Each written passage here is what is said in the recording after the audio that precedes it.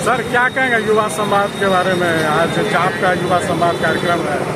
आज जन अधिकार युवा संवाद पूर्णिया प्रमंडल में के पूर्णिया में रखा गया है, जो आप देख रहे हैं। तो जन अधिकार पार्टी हमेशा लोगों के हमारे जो प्रदेश अध्यक्ष, राष्ट्रीय अध्यक्ष पूर्व सांसद पप्पू यादव जी हैं, आप सभी जानते हैं कि निश्चित रूप से जहां लोगों को आवश्यकता होती है वहां पे बिना बुलाए चले जाते हैं। कोई भी घटना दुर्घटना हो या जहां भी समझिए कि इनकी आवश्यकता होती है, निश्चित रूप से बिना बुलाए जाते हैं। आज भी युवा संवाद पूर्णिया प्रमंडल का रखा गया है। वो इसलिए रखा गया है कि ताकि एक हम लोग आपस में बैठक करके और हम लोगों को ये निर्देश दिया गया है कि हम लोग जिस भी क्षेत्र में जहां भी हैं, निश्चित रूप से जरूरतमंदों का जितना संभव हो सके उनकी सेवा करें।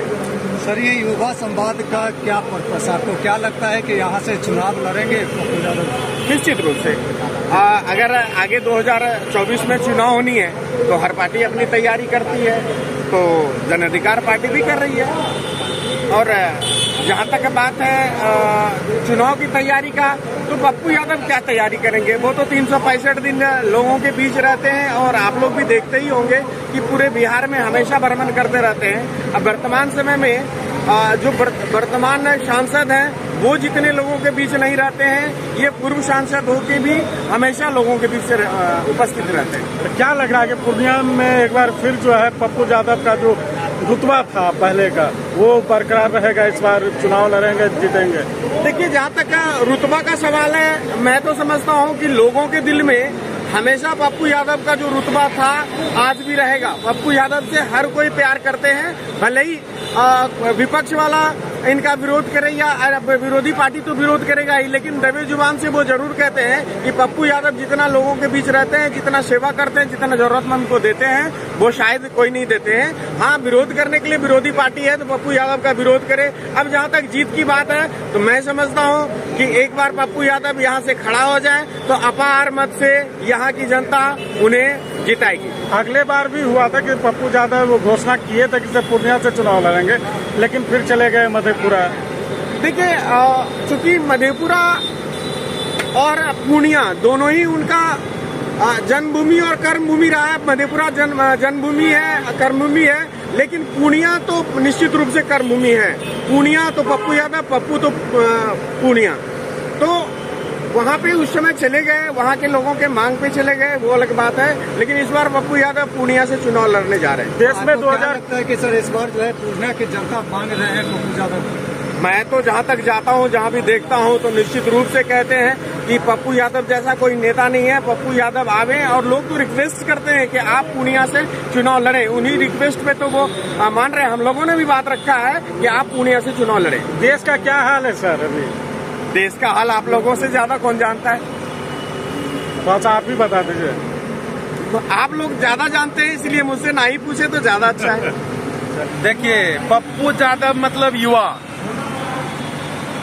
अगर बिहार में सबसे ज्यादा कोई युवा किसी से जुड़ा हुआ है तो वो है पप्पू यादव। और युवाओं की पार्टी है जन अधिकार पार्टी। और इसी का आज पूर्णिया लोकसभा का शंखनाद होगा। पप्पू यादव पूर्णिया लोकसभा से चुनाव का शंखनाद करेंगे। हर हाल में पप्पू यादव जी पूर्णिया से चुनाव लड़ेंगे और पार्टी का सिंबल अपना होगा कैंची छाप। चाहे किसी से गठबंधन हो या ना हो, उससे कोई मतलब नहीं रखता है, वो मायने नहीं रखता है। क्या लग रहा है कि इससे गठबंधन किसी पार्टी से होने वाली है क्या? देखिए, गठबंधन होने के लिए हमारे नेताजी प्रयास कर रहे हैं। आज का जो विचारधारा है वोट का, वो पप्पू यादव के साथ जुड़ा हुआ है। ठीक है, पूर्णिया का खास करके पप्पू यादव जी के साथ है।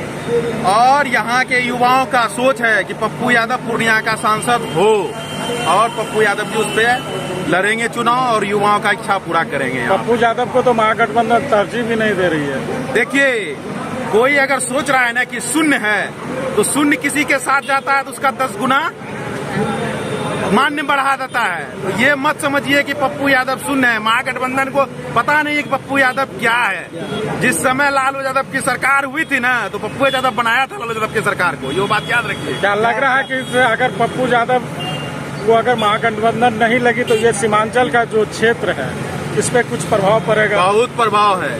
कोसी सीमांचल का जो क्षेत्र है पप्पू यादव का ही प्रभाव है।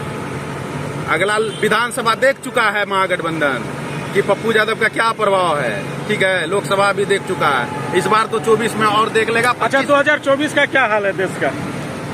देश का 2024 में तो बहुत मजबूती के साथ विपक्ष पार्टी आई है, तो अभी जो पक्ष में बीजेपी है उसको तो डर लगी हुई है।